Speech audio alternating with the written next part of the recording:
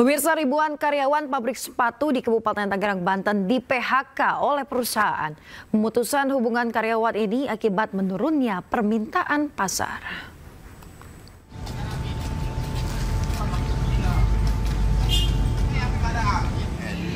Dua perusahaan besar yang bekerja sama dengan brand sepatu ternama dunia melakukan pemutusan hubungan kerja ribuan karyawannya. Pemutusan hubungan kerja mulai pekan ini. Lebih dari 200 karyawan bagian perakitan mulai terdampak PHK. Assembling ada. Pokoknya yang lainnya off aja. Dan off ya. Untuk produksi ada pengurangan nggak sih, Mbak? Pengurangan orang sama produksi pengurangan juga? Pengurangan orang. Oh, sekitar berapa persen sih, Mbak, untuk pengurangan? Kira-kira? Kalau itu kurang tahu juga ya. Dinas Tenaga Kerja dan Transmigrasi Provinsi Banten menyampaikan bahwa PT Adis Dimension Footwear telah mem-PHK 1.500 karyawan dan PT Victory Cinlu memproses PHK 2.000 karyawannya. Sejak tahun 2024 hingga saat ini, 12.000 karyawan di Provinsi Banten telah di-PHK akibat penurunan permintaan hingga efisiensi perusahaan. Dari Kabupaten Tangerang, Banten, Raka Prawira Wijaya, iNews melaporkan. Pemirsa, Presiden Aspirasi Asosiasi Serikat Pekerja Seluruh Indonesia mempertanyakan rencana pemerintah dalam menghadapi PHK ke depan. Sementara Wamenaker Immanuel Ebenezer menegaskan bahwa masalah PHK bukanlah masalah Kemenaker semata. Dan berikut cuplikan dialognya dalam program Interupsi yang dipandu rekan Aryo Ardi dan Anisha Dasuki. Tapi sekali lagi ya tadi pemerintah mungkin karena bertanggung jawab untuk merasa ini sudah puluhan tahun dan sudah berkontribusi terhadap negeri tercinta ini, maka pemerintahan di bawah Pak Prabowo ini juga melalui Pak Wamen ini menjadi lebih balik lagi ke soal hati merah putih gitu. Apa enggak? Proaktif. Nah teman saya mau nyorti gini Pak Wamen, bahwa kayaknya pemerintah nggak punya mapping atau perencanaan yang jelas. Padahal kan yang PHK tuh kalau itu kelihatan nanti ke depan akan ada perubahan-perubahan goncangan-goncangan industri.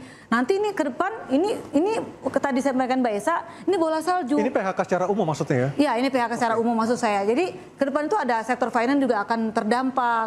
Karena akan ada artificial intelligence yang akan juga masuk gitu ya. Nah ini tolong pemerintah ada perencanaan apa enggak sih gitu maksud saya. Supaya nanti tidak lagi seperti ini dan harapan saya juga pemerintah jangan parsial dong. Jadi jangan cuma Sritek doang nih. Dibantu juga kan ada yang mengalami yang sama gitu. Jangan sampai ada kecemburuan sosial. Mas Wamen silakan. Ya, apa yang disampaikan Mbak Mira itu betul sekali. Sebetulnya kan terkait PHK dan kemudian istilahnya badai-badai PHK ini. Kan kita sudah melakukan yang namanya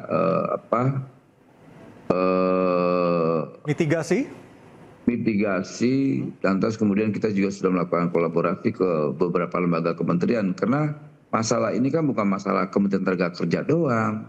Di situ ada Kementerian Tapi berarti nggak boleh kelamaan dong Mas itunya kolaborasi. Nah, ya, tapi kan kita yang dihilir ini persoalannya itu seakan-akan bahwa persoalan ini ya persoalan Kementerian Tenaga Kerja, enggak juga. Gitu. Lantas juga kita pahamin bahwa ke depan juga ya kita berharap ini kan menjadi keluhan industrial atau pengusaha ya bahwa mereka berharap nanti ke depan ketika melakukan investasi ramah dong terhadap investor, misalnya kayak izin, lantas biaya-biaya ormas yang sedikit mengkhawatirkan, belum lagi calo-calo. Nah karena kan kita pahamin bahwa para pengusaha ini kan sudah melakukan bayar pajak ke negara. Nah tinggal ditertibkan. Nah kegelisahan seperti inilah yang menjadi PR buat kita ke depan agar selain ramah terhadap pengusaha kita juga harus ramah terhadap kesejahteraan buruh. Jadi negara itu harus bisa menjadi jembatan jembatan yang baik untuk kedua komponen ini. Karena ini kan semua sangat penting buat kita. Industrialis ini kan butuh namanya tenaga kerja juga butuh pengusaha. Ini kan saling membutuhkan lah.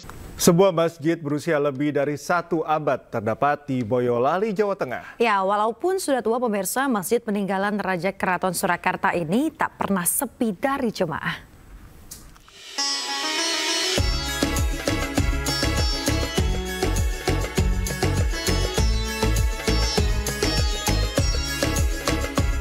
Barang siapa membangun masjid karena Allah akan dibangunkan Allah rumah untuknya di surga. Ya, hadis ini dari HR Bukhari dan Muslim yang menjadi pedoman umat muslim mendirikan sebuah masjid. Nah, ada sebuah masjid yang dinamakan Masjid Cipto Mulyo di Boyolali berdiri sejak zaman pemerintahan Pakubuwono X. Selain namanya yang unik yaitu menggunakan bahasa Jawa, bangunan Masjid Cipto menampilkan desain Jawa kuno yang berbentuk limasan dan menyerupai pendopo. Masjid ini memiliki 5 pintu utama, di mana semuanya terletak di bagian depan bangunan masjid. Di atas setiap pintu diberikan ukiran yang disisipkan tulisan PB10, sebagai tanda bahwa masjid tersebut dibangun pada masa pemerintahannya.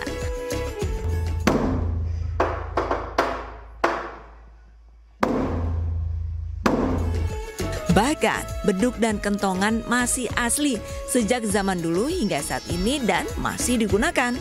Ini masih asli semua. Iya, beduk, kentongan, mimbar, pintu-pintu itu masih asli semua. Belum ada diganti total, belum ada.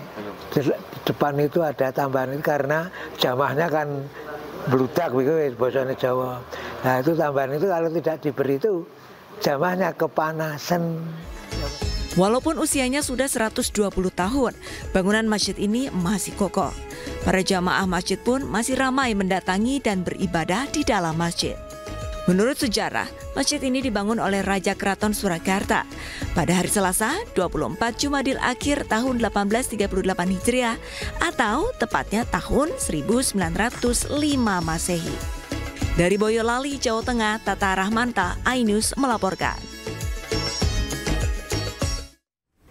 Ya, pemirsa, momen berbuka puasa tentu ditunggu-tunggu umat muslim seluruh dunia, tak terkecuali di Kairo, Mesir. Ya, momen ini juga dinikmati oleh para warga negara Indonesia yang tinggal di Mesir.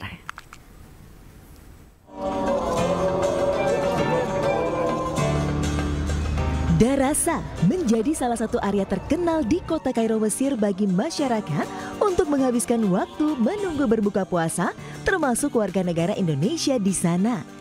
Tak hanya menikmati suasana syahdu, berburu makanan berbuka puasa atau takjil juga menjadi aktivitas yang menyenangkan di lokasi sekitar Masjid Al-Azhar ini. Salah satu yang banyak diburu yakni beraneka ragam jus buah dan susu yang biasa disebut sobia. Minuman segar ini dijual di dalam botol-botol plastik dan tentunya mampu menghilangkan dahaga serta menambah energi setelah seharian berpuasa. Berbagai aktivitas juga digelar pengurus Masjid Al-Azhar untuk menyiapkan kebutuhan berbuka puasa bagi jemaah masjid. Uniknya, relawannya banyak yang berstatus WNI. Sebelum berbuka puasa, Syekh Masjid Al-Azhar biasanya mengajak jemaah untuk membaca 1 juz Al-Quran setiap hari.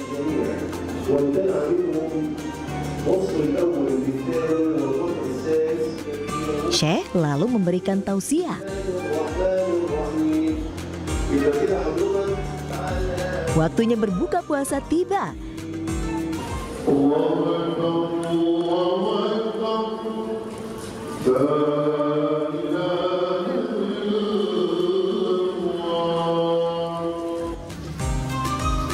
Jemaah pun beramai-ramai menyantap hidangan berbuka puasa yang tentunya gratis disediakan oleh masjid.